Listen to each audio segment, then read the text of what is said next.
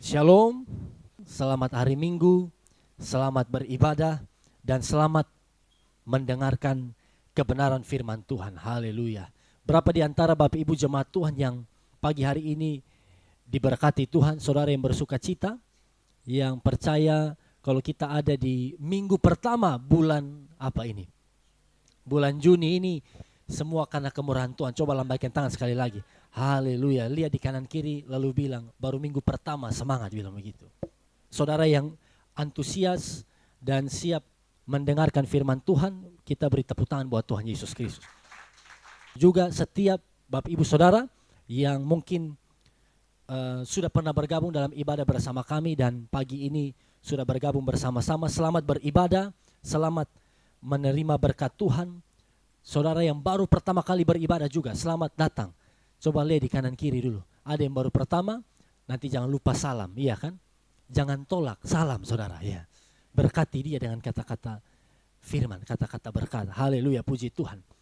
Dan pagi hari ini, di minggu pertama ini sebentar juga kita akan mengambil bagian di dalam perjamuan Tuhan. Ini adalah istilah yang dipakai oleh gereja pusat kita atau GPD Maranatha Kupang, gereja dari orang tua kami, khususnya almarhum papa saya memakai istilah perjamuan Tuhan. Kalau umumnya pakai istilah perjamuan kudus atau perjamuan suci, itu tidak salah juga. Tetapi salah satu penjelasan yang orang tua saya sampaikan adalah di Alkitab itu dikatakan perjamuan Tuhan. Apa? Perjamuan Tuhan. Suci atau kudus itu hanya salah satu atribut atau sifat Allah. Allah kudus, Allah suci, Allah penuh kasih, Allah setia, Allah penyabar. Salah satu Allah itu kudus, Allah itu suci. Jadi kalau perjamuan Tuhan, God's communion, itu betul sekali, itu mencakup semua. Amin. Tapi tidak salah, ini bukan soal surga atau neraka, bukan soal benar salah, tapi ini hanya istilah. Dan ini penggunaan di gereja lokal kami, khususnya di gereja pusat kami. Dan sekarang saya juga pakai, kita terapkan di gereja kita. Haleluya, puji Tuhan. Nah Bapak Ibu jemaat yang dikasihi Tuhan, hari ini kita akan belajar kebenaran firman Tuhan yang saya yakini ini adalah kelanjutan dari yang sudah kita pelajari dari minggu-minggu yang lalu.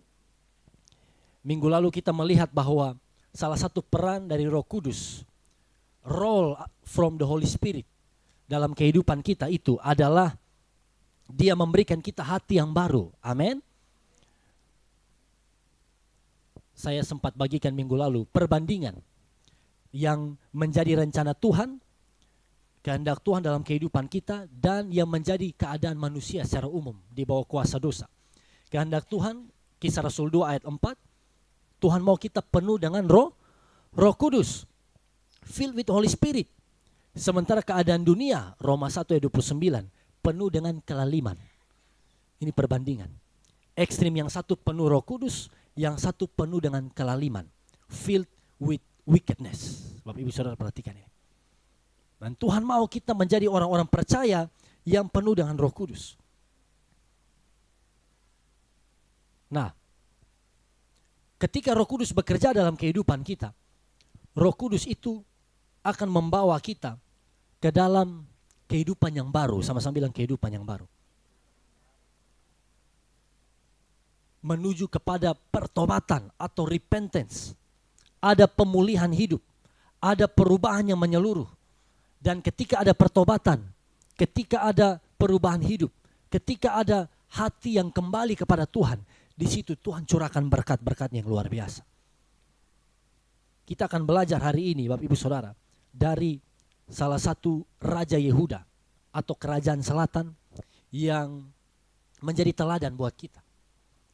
Ketika bangsa Yehuda atau kerajaan Yehuda ada di dalam kegelapan, ada di dalam dosa, jauh dari Tuhan, raja ini dia ambil tekad untuk kembali kepada Tuhan.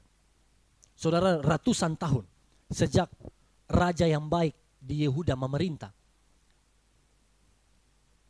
lahirlah seorang yang bernama Yosia. Siapa? Yosia. Yosia ini adalah raja yang takut Tuhan. Hidup sangat baik di hadapan Tuhan, berkenan kepada Tuhan. Dia menjadi raja di usia 8 tahun. Berapa tahun? 8 tahun. Usia seperti anak-anak yang tadi berdiri di depan, saudara bayangkan ya. Itu tiba-tiba jadi presiden Indonesia. Saudara bayangkan. Belum siap, masih sangat muda. Lalu Yosia ini, apa yang dia perbuat? Dia membawa yang namanya revival. Hari ini kita kenal dengan istilah kebangunan rohani. Karena apa? Orang-orang Yehuda pada hari-hari itu, orang-orang Yehuda ini, saudara, adalah kerajaan selatan. Sama-sama bilang selatan. Bukan pantai selatan, kerajaan selatan. Kalau ratu pantai selatan itu kita tahu, bukan itu. Kerajaan selatan ini adalah kerajaan yang terdiri dari 2 suku, yaitu Yehuda dan Benyamin. Karena kerajaan Israel bersatu di zaman Saul, di zaman Daud, zaman Salomo terpecah jadi 2. Lalu adalah yang namanya kerajaan selatan, 2 suku. Nah, kerajaan selatan ini di masa menjelang masa Yosia, itu mereka menyembah dewa Baal. Mereka menyembah dewa Asyera. Sampai di titik di mana hari itu saudara, bait Allah tidak dipakai lagi. Apa? Bait Allah, kalau istilah sekarang ibarat gedung tempat ibadah, gereja tutup. Kitab Taurat tidak pernah dibaca lagi di tengah-tengah masyarakat orang-orang Yahudi atau orang-orang Yehuda. Tempat-tempat mesbah pengorbanan untuk dewa-dewa berhala dibangun di mana-mana. Bahkan di zaman Raja Yosia ini saudara, yang 8 tahun jadi raja ini, kerajaan utara, saudara mereka yang terdiri dari 10 suku, itu sudah dibuang ke Asyur. Tuhan sudah hukum, tumpas habis, mati kebanyakan dan sisanya yang masih hidup, Tuhan buang ke Asyur. Sama-sama bilang Asyur. Kerajaan utara sudah dapat penghukuman Tuhan, sudah dapat kutukan dari Tuhan. Ini kerajaan selatan masih menyembah berhala, masih berbuat dosa. Tapi saudara tahu waktu Yosia jadi raja, dia apa yang dia lakukan? Dia mulai dari pribadinya. Dia buat komitmen untuk mencari Yehova, untuk mencari Yahweh Allah Israel. Lalu apa? Dia mulai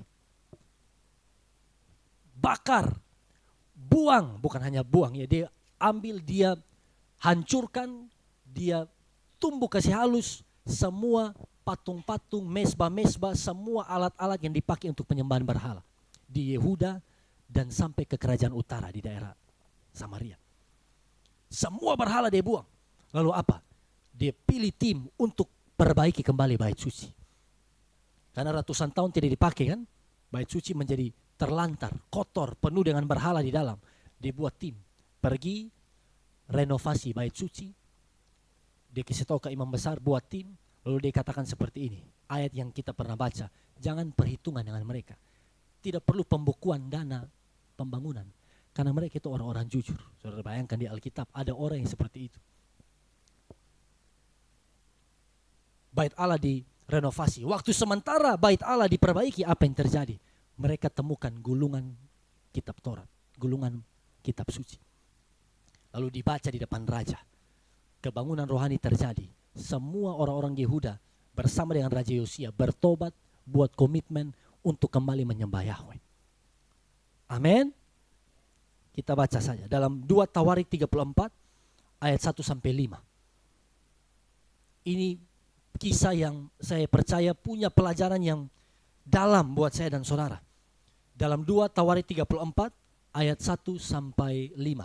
Kita baca bersama-sama di LCD kita atau di Alkitab kita masing-masing. Haleluya, haleluya.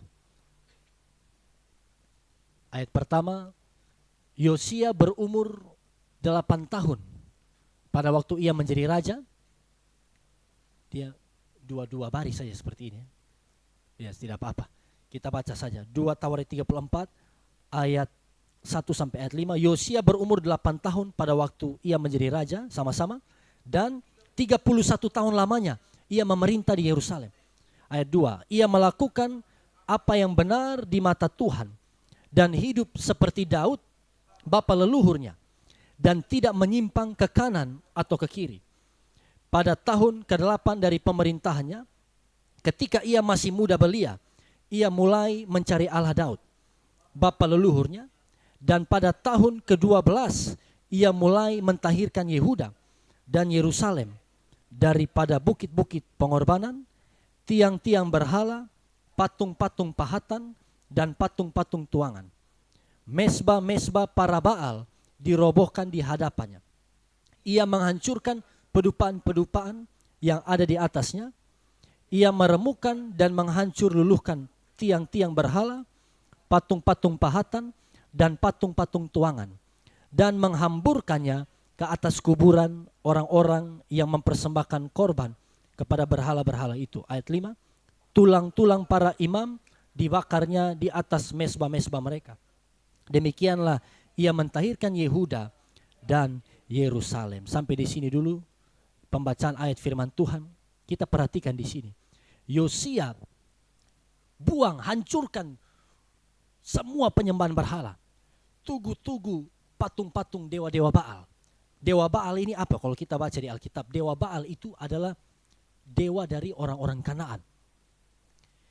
Dewa Baal ini mereka sebut sebagai anak dari El. Siapa? Anak dari El. Atau para gods, para ilah-ilah berhala zaman itu. Ada dewa Baal, dewa yang melakukan atau membawa hujan dan membawa kesuburan buat tanah. Membawa apa? Hujan dan kesuburan. Ini peran dari dewa Baal. Makanya waktu Tuhan hukum orang-orang Israel, masih ingat lewat Nabi Elia, mereka sembah Baal, Tuhan hukum mereka 3,5 tahun tidak ada hujan. Untuk apa? Buka mata Israel. Hujan, berkat itu bukan dari Baal, tapi hujan itu dari Yahweh, dari Allah Israel. Amin. Elia omong baru hujan turun. Ini dewa Baal. Ada lagi dewa Asyera, ini satu paket. Kalau dewa Asyera ini dewa laut. Dan mereka menyembah dewa-dewa ini. Bapak ibu saudara yang dikasihi oleh Tuhan, Yehuda jatuh ke dalam dosa.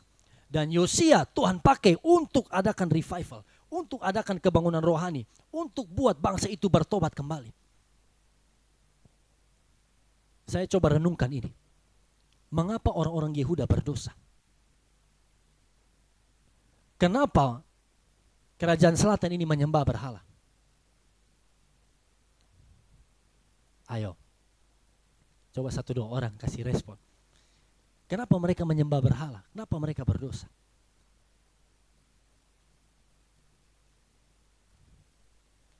Padahal mereka tahu kebenaran. Harus menyembah Yahweh saja. Menyembah Tuhan, berkat akan turun. Lalu kenapa mereka berdosa? Saudara, orang-orang Yehuda atau kerajaan selatan ini, mereka berpikir bahwa Tuhan atau Allah Israel itu bergeraknya lambat. Ya kan? Kalau kita berdoa kepada Tuhan, lama baru dijawab. Atau bahkan mungkin tidak akan dijawab. Makanya apa? Apa yang di depan mata, apa yang mereka pikir cepat bawa berkat, cepat bawa keberhasilan, cepat memuaskan daging, itu yang mereka ikuti. Dewa Baal ada di mana-mana. Orang-orang Kanaan sembah dewa Baal. Jadi lebih baik kita sembah juga dewa Baal supaya hujan turun, supaya kesuburan ada di tanah kita. Lihat ini. Ini tipuan iblis. Mau sukses yang instan. Mau berkat yang cepat. Cara iblis adalah mau supaya keinginan daging kita yang dipuaskan. Masih ingat kita belajar beberapa minggu terakhir ini, keinginan daging, epitomia. Itu evil desire. Keinginan jahat, itu yang membawa kita ke dalam dosa. Keinginan daging, keinginan mata, keangkuhan hidup. Karena apa? Dosa menyenangkan kita. Dosa membuat kita senang walaupun hanya sesaat. Yang lama-lama nanti jadi kecanduan, addicted. Sesaat saja dibuat kita senang. Akibat dosa apa? Penghukuman dan maut. Kebinasaan. Sebentar kita akan lihat Bapak Ibu Saudara. Oh, supaya cepat dapat uang, Ini saya sudah bawa ke konteks kita hari ini. Kalau orang Israel menyembah Baal supaya berkat cepat turun, supaya mereka puas secara daging, mereka tidak mau ikut prosesnya Tuhan. Akhirnya apa? Menyembah Baal supaya cepat dapat uang, korupsi, ambil uang negara, iya kan, tipu, lakukan penipuan, terima suap dan lain sebagainya, dapat tangkap. Bahkan bukan orang biasa, saudara, menteri sekalipun. Kelas menteri kita di Indonesia, berita kita dengar kemarin, bisa korupsi berapa ratus juta itu. Juta kok triliun, triliun, betul, triliun dia ambil. Dari posisi terhormat, lihat akibat dari dosa. Karena nafsu, keinginan daging, mau dapat uang banyak, mau dapat uang cepat, korupsi. Dari posisi paling tinggi begitu dapat tangkap, langsung rompi orangnya. Langsung turun paling dasar, saudara. Tidak pakai hikmat Tuhan, tidak takut dengan Tuhan. Mau puaskan daging, tembak anak buah sendiri. Iya kan? Dari posisi jenderal besar,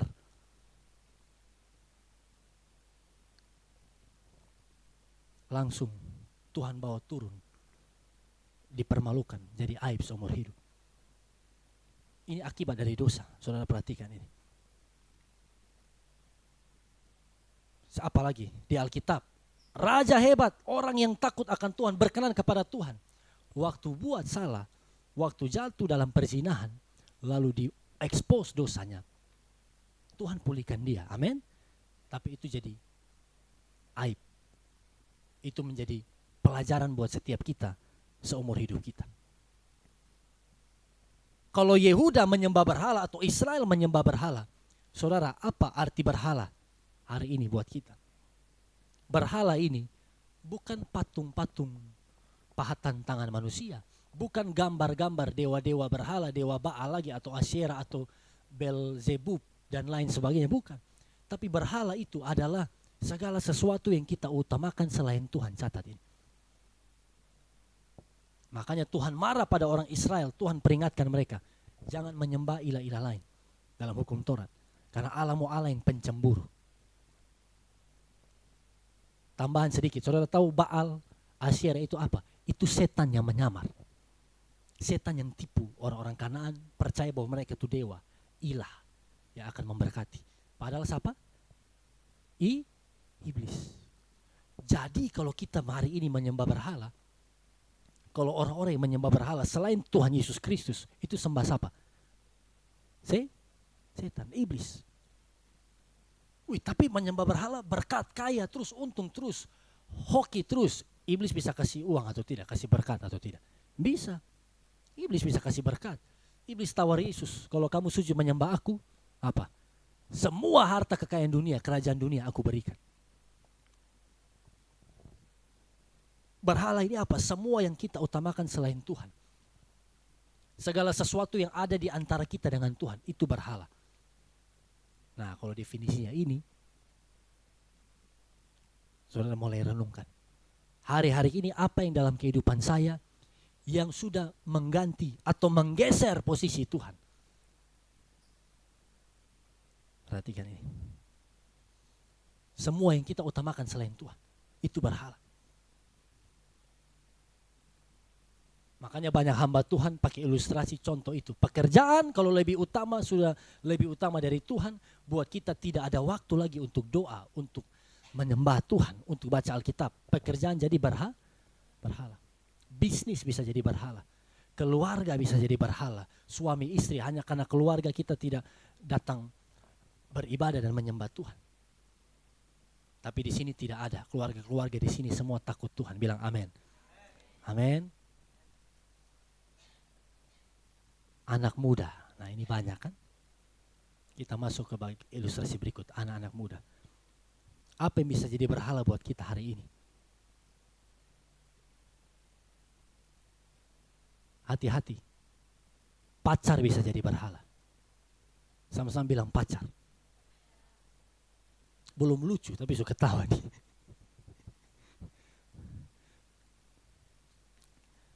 Pacar bisa jadi berhala. Bangun dari tempat tidur belum berdoa, belum menyembah Tuhan, belum menyanyi, tapi dia sudah langsung video call dengan nyong, WA Nona, good morning Bibe. Saudara bayangkan.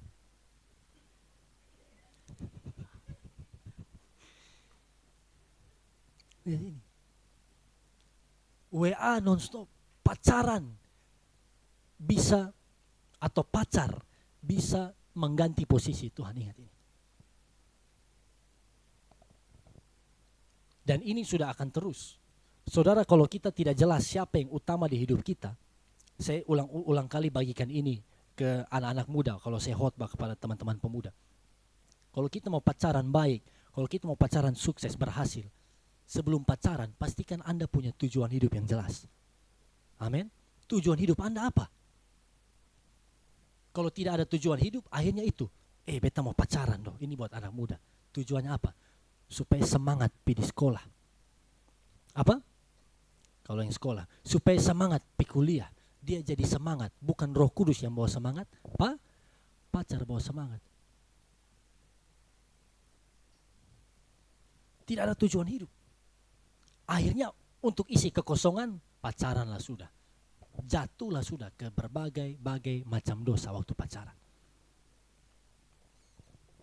Kuncinya ini, kalau kita punya tujuan hidup yang jelas, saudara akan mengerti, yang utama di hidup kita itu bukan pacar, bahkan bukan juga karir kita, bilang amin. Yang utama itu apa? Tuhan. Buat komitmen ini, Tuhan yang terutama. Di usia saya seperti ini, SMA kelas 3 contoh. Apakah dengan punya pacar itu bahwa saya lebih dekat dengan Tuhan? Pikir ini. Di waktu saya hari ini, semester 4, belum wisuda. Apakah telepon atau teleponan video call dengan nyong 5 jam sehari? 5 jam sehari, berapa jam? 5 jam sehari. Itu bahwa saya semakin pintar di kelas atau tidak? Itu bahwa saya semakin mempermuliakan Tuhan atau tidak? Renungkan ini. Nah, iblis bermain di sini, dia tipu kita. Kan senang kalau ada yang WA terus. Kan bahagia kalau bisa bangun hubungan, kalau bisa pacaran, apalagi masih sementara kuliah dan seterusnya. Saudara ingat baik-baik, kita anak-anak muda, ini muda paling banyak di sini. Pacaran itu, definisi pacaran Kristen, itu persiapan menuju nikah. Apa? Jadi kalau Anda belum siap menikah, tak usah umbar sayang dulu. Iya betul, ini kebenarannya. Kalau belum siap menikah, lepas. Jangan sayang, lalu saudara kumpul mantan bajejer.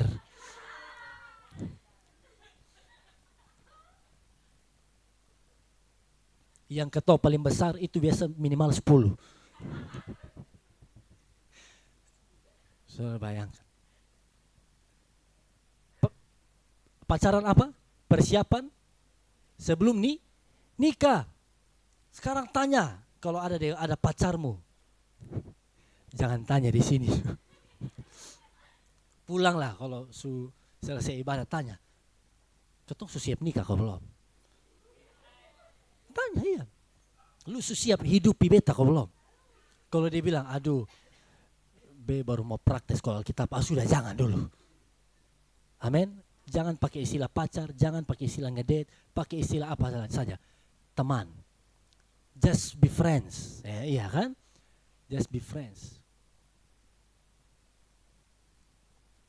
Tapi jangan juga itu istilah kekinian sekarang, friends with benefit, hati-hati. Sudah mengerti kan? FWB itu yang bawa pada dosa percabulan, dosa perzinahan. Bilang di kanan kiri kalau belum siap kesputus.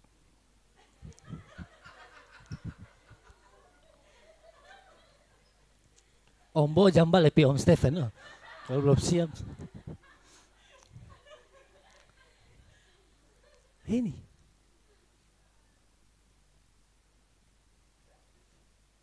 Yang utama apa? Hubungan dengan Tuhan.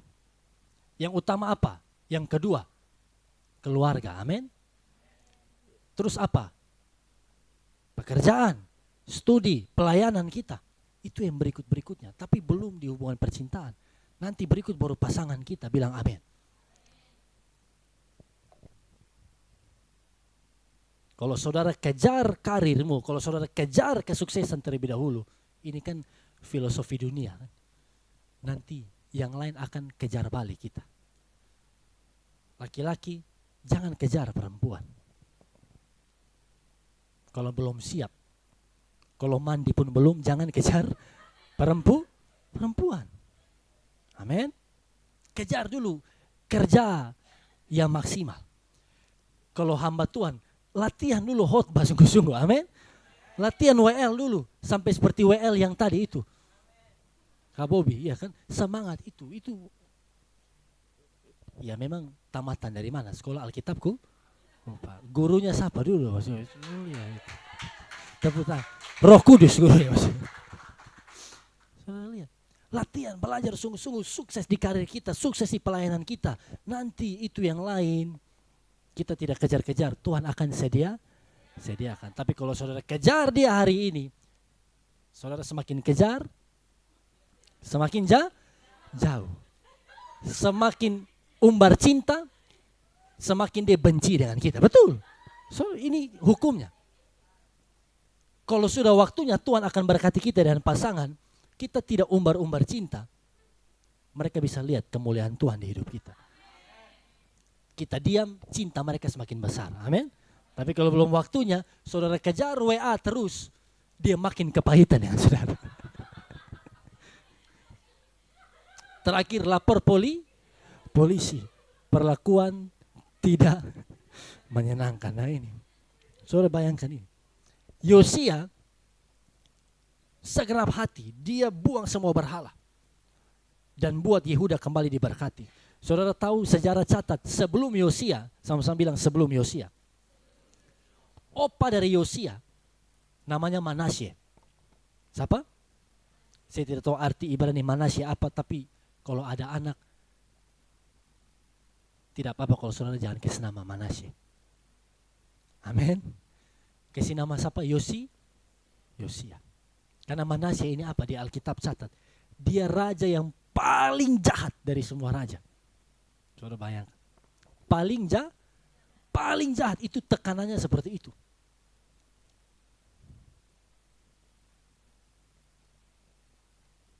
Bahkan anaknya dia sendiri dia persembahkan ke dewa berhala, Manasye. Dan karena Manasye ini, karena siapa? Manasye, Yehuda, Tuhan buang ke pembuangan. Kerajaan Selatan, Tuhan eksekusi, Tuhan selesaikan, Tuhan hukum mereka kutuk. Karena sikap Manasye. Bahkan sesudah Manasye, Yosia sudah bertobat yang kita pelajari ini. Yosia sudah bawa Israel, Yehuda kembali kepada Tuhan. Tuhan bilang tetap, kalian aku berkati, tapi Yehuda akan dihukum. Karena Manasye. Jadi kalau saudara ketemu Manasye di luar, ternyata lu nih. Bukan. Ini Manasye. Saudara perhatikan ayat ini. Roma 8 ayat 13. Roma 8 ayat 13. Kita baca dulu. Ini salah satu definisi berhala. Dampak dari berhala kalau kita lakukan. Atau kita miliki. Roma 8:13 sama-sama 1, 2, 3. Sebab jika kamu hidup menurut daging, kamu akan mati. Tetapi jika oleh roh kamu mematikan perbuatan-perbuatan tubuhmu, kamu akan hidup. Apa dampak dari idolatry atau dampak dari penyembahan berhala? Ada 3, catat ini. Penyembahan berhala itu yang pertama jelas-jelas itu dosa, sin. Kita menyembah iblis. Tadi saya katakan pacar bisa jadi berhala. Kalau hubungan pacaranmu tidak alkitabiah, tidak sesuai firman, berani ambil apa? Nah itu maksudnya keputusan untuk putus. Sama-sama bilang saya siap putus. Kalau pacar ada di sebelah disucubi lu tuh. Tapi harus berani, amin. Karena saudara diselamatkan dalam nama Yesus, bukan dalam nama PU. Pacar nama siapa? PU. Dalam nama Yesus kita diselamatkan. Apalagi uang bisa jadi berhala? Bisa jadi berhala. Kalau uang sudah kita utamakan, kita cinta akan uang, uang akan baik kalau itu jadi hamba kita. Kita gunakan untuk pelayanan, kita gunakan untuk kemuliaan nama Tuhan. Amin. Tapi kalau uang sudah jadi utama, uang jadi berhala. Dan seterusnya. Hobi kita bisa jadi berhala, membawa kita kepada dosa. Apalagi sosial media, HP bisa jadi berhala atau tidak? Bisa. Dan dampak dari penyembahan berhala, yang pertama jelas-jelas ini dosa. Yang kedua, keterikatan. Waktu kita menyembah berhala, waktu kita hidup dalam dosa, dosa itu Alkitab katakan menjadikan kita hamba. Buat kita menjadi hamba. Tidak ada kebebasan, tidak ada kemerdekaan. Mau terus menerus buat dosa, jatuh terus dalam alkohol, jatuh terus di dalam perzinahan, jatuh terus dalam gosip. Karena sekali lagi, dosa atau berhala itu menyenangkan kita, betul kan? Kita senang waktu kita berdosa, enak, nyaman, tapi membawa kepada kebinasaan. Bilang di kanan kiri, bertobat. Dan semua hal-hal lain. Makanya bukan kebetulan Tuhan katakan apa? Barang siapa yang mau ikut aku harus menyangkal diri. Pikul salib. Apa artinya? Kita sangkal daging kita, keinginan kita untuk berdosa yang kuat. Epitomia ini dalam bahasa Yunani, keinginan ini harus kita buang, kita sangkali.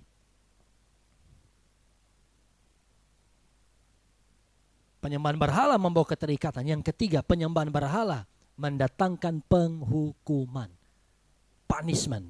Bahasa rotenya begitu, Ridho. Punishment, penghukuman. Makanya Yehuda dibuang ke Babel. Saul mati kalah dalam perang. Siapa lagi? Manasye, semua raja-raja yang jahat. Mereka terima penghukuman dari Tuhan. Kalau kita terus menerus buat dosa, penghukuman bisa nyata hari ini atau di masa ini. Dapat tangkap, masuk penjara, atau penghukuman Tuhan, dosa diumbar di depan umum, permalukan. Sekarang ini kan paling cepat. Kalau kita buat jahat atau buat salah, orang rekam, posting, lalu caption judulnya apa? Kasih viral ini manusia. Kasih viral dia. Nah itu, dipermalukan di depan umum. Jejak digital tidak akan bisa hilang. Saudara, Amsal 29 ayat 1. Kita baca ayat ini. Ini dampak waktu kita tetap tegar tengkuk, tetap berdosa, tetap keras kepala walaupun sudah ditegur. Amsal 29 ayat 1, sama-sama, 1, 2, 3. Siapa bersih tegang leher, walaupun telah mendapat teguran, akan sekonyong-konyong diremukan, tanpa dapat dipulihkan lagi. Tuhan itu penuh kasih karunia. Waktu salah, ada teguran dulu. Teguran, khotbah hamba Tuhan, teguran mungkin dari suami, teguran mungkin dari istri, teguran mungkin lewat peristiwa-peristiwa buruk yang kita alami. Tapi kalau berulang kali tetap bersih tegang leher, yang terakhir apa? Diremukan tanpa bisa dipulihkan lagi. Perhatikan ini.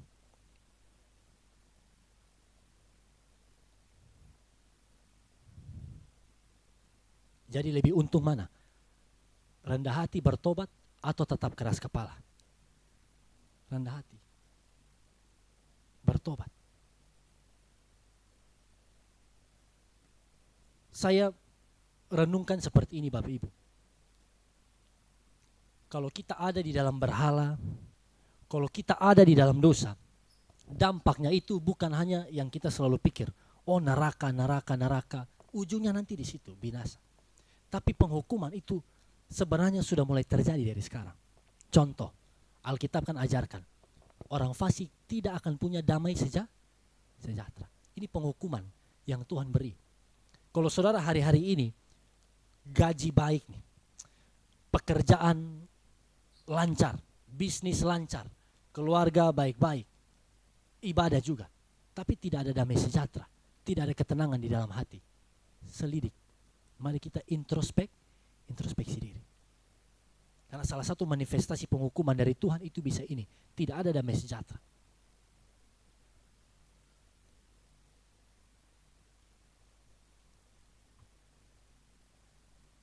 Penghukuman di sini. Tidak ada ketenangan. Padahal di Alkitab diajarkan segenggam ketenangan itu lebih baik. Iya kan? Apalagi mungkin Tuhan bisa buat pekerjaan kita stuck. Apa?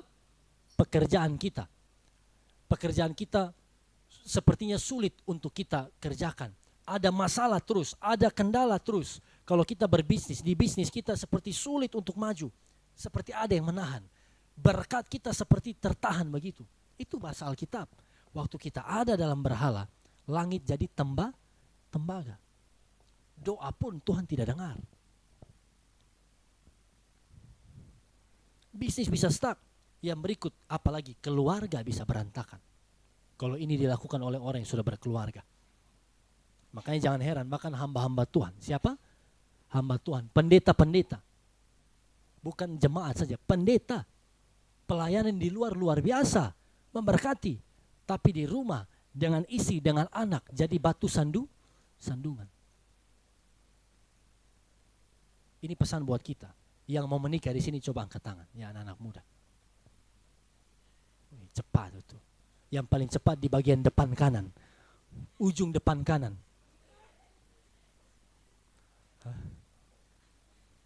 Saudara dengar baik di sini. Sekarang semua perhatikan lagi. Kalau yang sudah menikah dengar juga. Ini reminder lagi, pengingat. Pelayanan kita yang paling utama itu keluarga. Sia-sia kita jago di luar, tapi dengan isi dengan anak-anak kita gagal.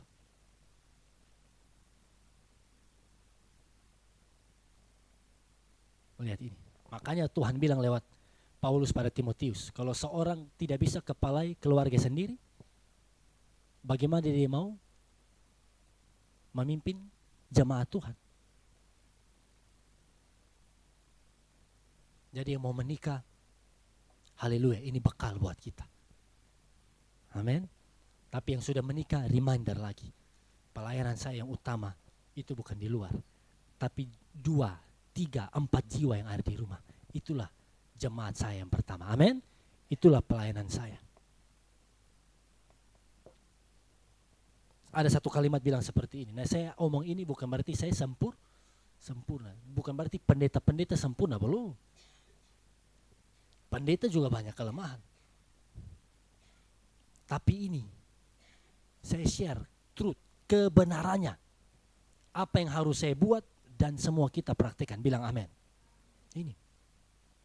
Tidak ada keberhasilan apapun yang bisa menggantikan kegagalan kita dalam keluarga. Ingat ini.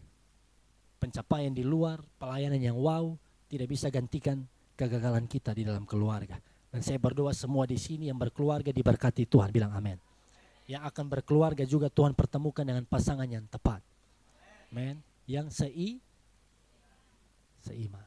Yang seimbang itu juga. Bilang di kanan kiri, rencana Tuhan indah pada waktunya. Saudara omong coba lihat lagi, air mata sudah duduk tuh.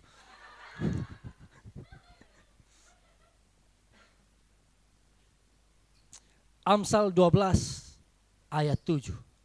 Ini kalau kita menyembah berhala, apa dampaknya? Amsal 12 ayat 7. Sama-sama 1, 2, 3. Orang fasik dijatuhkan sehingga mereka tidak ada lagi. Tetapi rumah orang benar berdiri tetap. Siapa yang mau umur panjang? Coba angkat tangan. Yang mau umur panjang. Woi, puji Tuhan semua, silakan turun tangan. Rahasia umur panjang, saudara, itu bukan hanya diet makan yang baik. Itu bukan hanya apa lagi? Olahraga teratur. Itu bukan karena obat Cina dan lain seterusnya, bukan. Tapi rahasia umur panjang itu adalah apa? Hidup benar, takut akan Tuhan. Jauhi berhala, bilang amin. Jauhi berhala.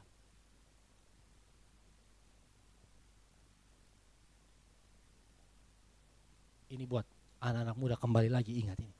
Mari, dalam hubunganmu, kehidupanmu sebagai youth, pastikan hidup kudus, komitmen untuk hidup benar, takut Tuhan.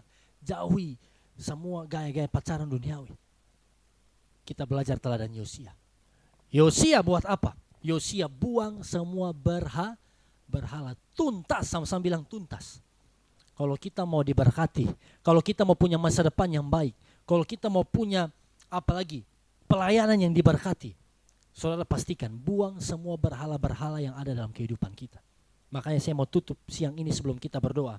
Apa teladan dari Yosia yang harus kita buat kalau kita mau pulih? Kalau kita hari ini mungkin sedang dalam berhala. Yang pertama, komitmen untuk ikut Tuhan segenap hati. Punya komitmen atau miliki komitmen untuk ikut Tuhan segenap hati. Sama-sama bilang komitmen. Mari Bapak Ibu Saudara. Mari kita buat komitmen. Saya mau ikut Tuhan segenap hati. Kalau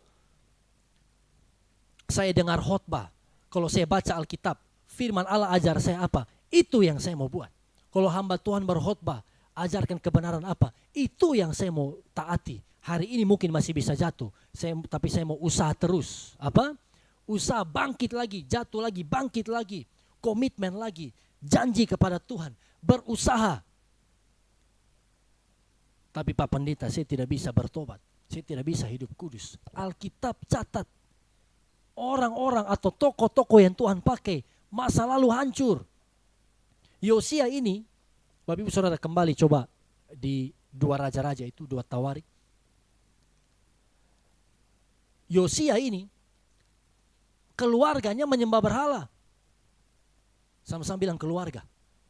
Dari opa itu yang paling jahat, papanya penyembah berhala. Kalau pikir dengan logika, keluarga, situasi atau lingkungan orang berdosa semua, kita juga terpengaruh, betul kan? Tapi ini dia tampil beda. Makanya orang yang ikut Tuhan segenap hati, dia tidak akan terpengaruh dengan situasi sekeliling. Mau papa mama jahat, mau opa oma tidak kenal Tuhan, mau lingkungan di sekolah pergaulan bebas, mau apalagi lingkungan tempat tinggal, tetangga semua terus hidup dalam dosa, saya akan mau tetap berkomitmen hidup benar di hadapan Tuhan. Saya mau tetap hidup kudus. Saya mau tetap tampil beda. Ikut Tuhan segenap hati. Ini yang buat Yosia beda. Amin. Ini yang buat Daud beda. Ini yang buat kita akan beda. Godaan datang terus. Lingkungan uji kita terus. Tapi kalau kita punya komitmen untuk ikut Tuhan segenap hati, biar badai, biar masalah datang silih berganti, biar perlakuan buruk kita terima terus dari pimpinan kita, dari pasangan kita, dari siapapun, kita tidak akan pernah tinggalkan Tuhan. Beri tepuk tangan dulu buat Tuhan Yesus Kristus. 2 Raja-Raja 23.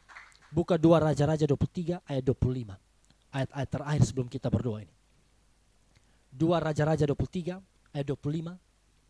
Ini yang Yosia lakukan dan ini luar biasa. Alkitab catat ini. Yosia, dia seperti apa di hadapan Tuhan? Saya bacakan ayat ini, Bapak Ibu perhatikan. Sebelum Yosia, tidak ada raja seperti dia yang berbalik kepada Tuhan dengan apa? Segenap hatinya, dengan segenap jiwanya, dan dengan segenap kekuatannya, sesuai dengan segala Taurat Musa, dan sesudah dia tidak ada bangkit lagi yang seperti dia. Saya percaya ini dalam konteks orang-orang Yahudi, raja-raja Yahudi atau Yehuda. Sebelum Yosia tidak ada yang seperti dia. Sesudah dia tidak ada yang seperti dia. Karena apa? Dia berbalik kepada Tuhan dengan segenap hati. Saya percaya Yosia kalau dengar khotbah, dia dalam hati dia bilang begini, ini untuk saya. Amin. Ini khotbah untuk saya. Saya mau lakukan ini, saya mau buat ini. Saya mau komitmen. Kalau di kitab Taurat Tuhan perintahkan apa, itu yang saya buat. Kalau Daud bisa hidup berkenan di hadapan Tuhan, saya juga bisa. Beri tepuk tangan buat Tuhan Yesus. Ini. Ia sebelum dia tidak ada seperti dia. Sesudah dia tidak ada yang seperti dia lagi. Berbalik kepada Tuhan dengan segenap hati. Pagi ini mari kita buat komitmen. Tuhan, kalau saya sempat berdosa, kalau saya sempat punya banyak berhala dalam hidup saya mau buang, saya mau hancurkan semua itu. Tidak boleh ada sisa. Berbalik segenap hati. Tidak boleh kita izinkan satu titik pun dosa menguasai hati pikiran kita. Yang kedua, apa yang Yosia buat? Yosia ini, teladan buat kita ini. Dia menghancurkan semua berhala dalam hidupnya. Amin. Dia hancurkan semua berhala. Makanya tadi saya katakan, bekerja tidak salah. Amin. Berbisnis tidak salah. Pacaran tidak salah. Yang penting waktunya tepat. Tapi kalau itu jadi berhala, buang semua. Yesus bilang kalau matamu menyesatkan engkau, cungkilah. Kalau kita praktek ayat ini secara harafiah, hari ini, pagi ini, kita di gereja semua begini. Sudah ada mata, betul kan? Cungkil. Kalau tangan menyesatkan, apa? Potong. Lalu semua datang pergi gereja. Saudara tangan. Bukan saudara. Ini menunjukkan betapa sungguh-sungguh seriusnya kita harus berurusan dengan dosa. Jangan ada celah. Jangan biarkan itu kuasai kita. Amin.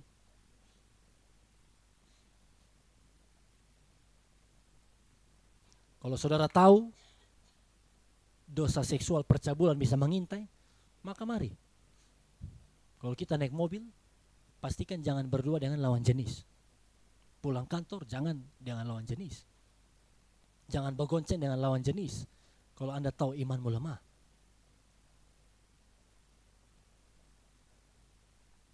Jangan izinkan satupun titik celah untuk dosa menguasai kita. Katakan haleluya. Hancurkan semua berhala. Apa yang jadi berhala dalam kehidupan kita? HP-mu jadi berhala. Sosial media jadi berhala. Langsung pulang. Yanto bilang, wih, pulang beta hapus akun. Luar biasa. HP jadi berhala. Pulang beta ambil hamar. Buat apa? Bahasa Yunaninya T to the T. Titi HP. Kasih hancur. Nah bukan begitu. Soalnya mungkin bisa puasa. Bisa batasi dulu. Yang penting berhala itu kita buang dari kehidupan kita. Yang ketiga. Yosia buat apa? Yosia ini dia membangun kembali rumah Tuhan. Amin. Dia bangun kembali rumah Allah, bait Tuhan yang sudah sempat hancur, sudah sempat terlantar ratusan tahun.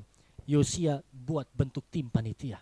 Yosia bilang kita harus renovasi lagi, kita harus bangun lagi. Saudara, kalau berhala buat waktu kita dengan Tuhan, tidak ada. Kalau berhala buat hubungan kita dengan Tuhan hancur. Sesudah bertobat, mari bangun kembali hubungan kita dengan Tuhan. Amin. Mari bangun kembali rumah Allah yang sudah hancur itu. Bangun mesbah doa kita. Bangun pelayanan kita di atas dasar kekudusan dan ketulusan. Bangun keluarga kita. Bangun apalagi bisnis yang seturut dengan kehendak Tuhan. Mari bangun rumah Allah itu yang sudah hancur. 2 Tawarik 34 ayat 8. Saya bacakan ayat ini. 2 Tawarik 34 ayat 8. Apa yang Yosia buat? Pada tahun ke-18 dari pemerintahannya, setelah selesai mentahirkan negeri dan rumah Tuhan, ia menyuruh Safan bin Azalia dan Maaseya penguasa kota serta Yoa bin Yoahas bendahara negara untuk apa? Memperbaiki rumah Tuhan Allahnya. Sekarang kita lagi fokus untuk perbaiki SAK. Perbaiki ini tanda kutip, bukan hanya gedung, tapi kualitas pengembangannya. Karena lagi kerjasama, sudah kerjasama dengan MD lagi. Ada harapan untuk sekolah kita bisa lebih maju lagi. Amin. Perbaiki kembali rumah Allah. Perbaiki apa yang bisa kita perbaiki. Hubunganmu mungkin dengan pasangan atau hubunganmu dengan orang tua rusak. Perbaiki kembali. Perbaiki rumah itu. Apa yang rusak di hidup kita hari-hari ini, mari perbaiki lagi. Jangan tinggalkan rusak. Karena kalau kita sungguh-sungguh berubah, pasti bait Allah, pasti rumah Tuhan akan kita bangun kembali. Yang terakhir, apa yang Yosia buat? Dia menemukan kembali dan mempelajari firman Tuhan. Ayat paling terakhir, oh haleluya. Paling terakhir, 2 Tawarik 34, ayat 14-15. Sebelum kita berdoa, 2 Tawarik 34 ayat 14 sampai 15. Sama-sama 1, 2, 3. Ketika mereka mengeluarkan uang yang telah dibawa ke rumah Tuhan, Imam Hilkia menemukan kitab Taurat Tuhan yang diberikan dengan perantaraan Musa. Maka berkatalah Hilkia kepada Safan, panitera negara itu, aku telah menemukan kitab Taurat di rumah Tuhan. Lalu Hilkia memberikan kitab itu kepada Safan. Katakan amin.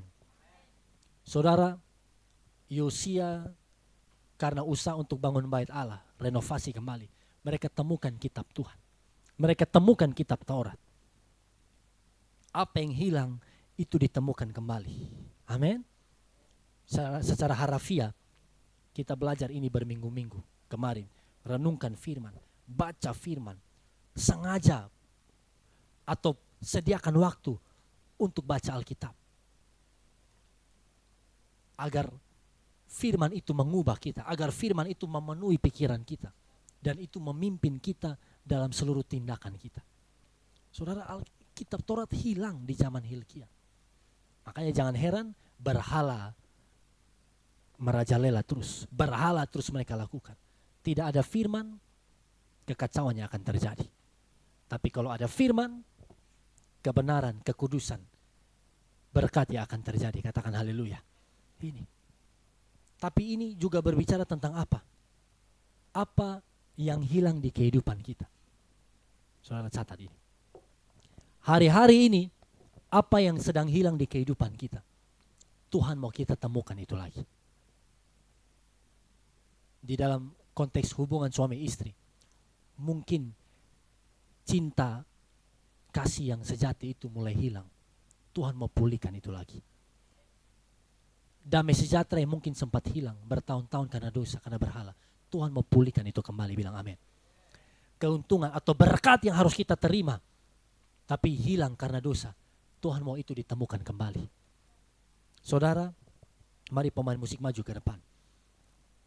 Hari ini, apa yang hilang di dalam kehidupan kita, di dalam pelayanan kita?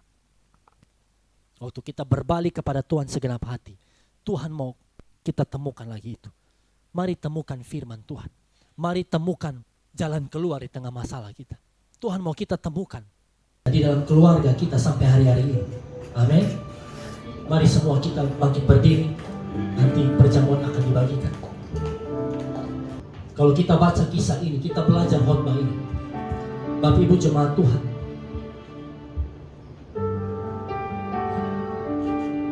ini pesan buat setiap kita. Yosia tampil beda. Yosia buat komitmen untuk kembali kepada Tuhan segenap hati, menyingkirkan semua berhala dan hidup seturut firman Allah. Tuhan bertanya, Tuhan berseru, adakah Yosia di ruangan ini? Ini bukan soal Yosia lagi, ini soal saya dan saudara.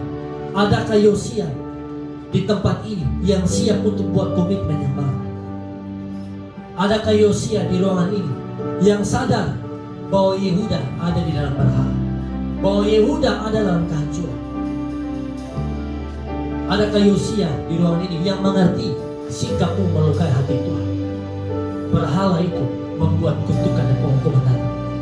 Tuhan cari Yosia di 2023 ini yang mau berbalik kepada Tuhan, yang mau bukan hanya sekedar datang kepada Tuhan di ibadah, tapi berbalik segenap hati. Sama-sama bilang segenap hati. Mari semua tundukkan kepala, tutup mata. Di tempat kita berdiri bersama-sama. Mari belajar dari Yosia.